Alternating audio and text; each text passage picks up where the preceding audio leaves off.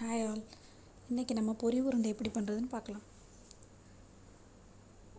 ஒரு measuring cup எடுத்துக்கோங்க. அதில் 1.5 கப், நான் வந்து ஒரு டம்ளர் எடுத்திருக்கேன். அதில் 1.5 டம்ளர் வெல்லம் போட்டிருக்கேன். நீங்கள் எந்த கப் மெஷர் பண்ணுறீங்களோ அந்த கப் எடுத்து, அது உங்களோட சாய்ஸ். அந்த கப்பில் வந்து 1.5 கப்பு வந்து வெல்லம் எடுத்துக்கோங்க. அந்த வெல்லம் முழுகிற அளவுக்கு தண்ணி ஊற்றிடணும். மீடியம் ஃப்ளேம்லேயே வச்சு அந்த வெல்லம் நல்லா கரையணும். அந்த நல்லா கரைஞ்சோடனே அதை வந்து திருப்பியும் ஃபில்ட்ரு பண்ணணும். ஏன்னா அதில் நிறையா மண் இதெல்லாம் இருக்கும், டஸ்ட்டெல்லாம். அதை ஃபில்ட்ரு பண்ணி அந்த ஃபில்ட்ரு பண்ண வெல்லத்தை திருப்பியும் கழுவிட்டு இன்னொரு பாத்திரத்தில் அடுப்பில் வச்சு ஹீட் பண்ணணும். அதை நல்லா ஹீட் ஆகும்போது அதோட பபிள்ஸ்லாம் உங்களுக்கு தெரியும். நல்லா ஹீட் பண்ணிக்கிட்டே இருக்கணும். அது நல்லா ரொம்ப தண்ணியெலாம் குறைஞ்சி திக்காகிற மாதிரி இருக்கும். ஆனால் அது ரொம்ப திக்காகிடக்கூடாது. ரொம்ப திக்கானால் அது வந்து சாப்பிட்றப்ப ஹார்டாக இருக்கும்.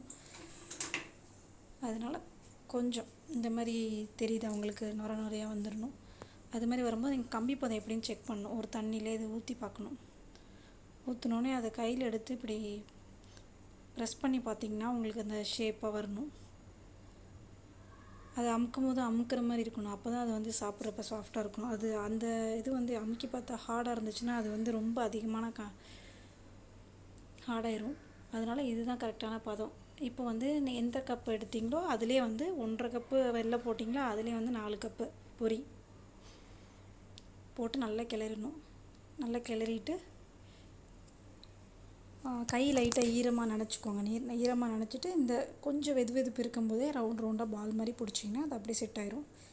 ஈரம் கையில் வச்சா தான் வந்து அது ரவுண்ட் ஷேப் வரும். இல்லைனா வந்து அந்த ஸ்வீட்னஸோட பிசு வந்து உங்கள் கையில் ஒட்டிக்கும். அதனால் நீங்கள் நல்லா திருப்பி லைட்டாக தண்ணி பட்டுட்டு நல்லா உருட்டிங்கன்னா பால் மாதிரி வரும். நீங்கள் இதை வந்து ஏர்டைட் கண்டெய்னரில் ஸ்டோர் பண்ணி வச்சுக்கலாம். தேங்க்யூ.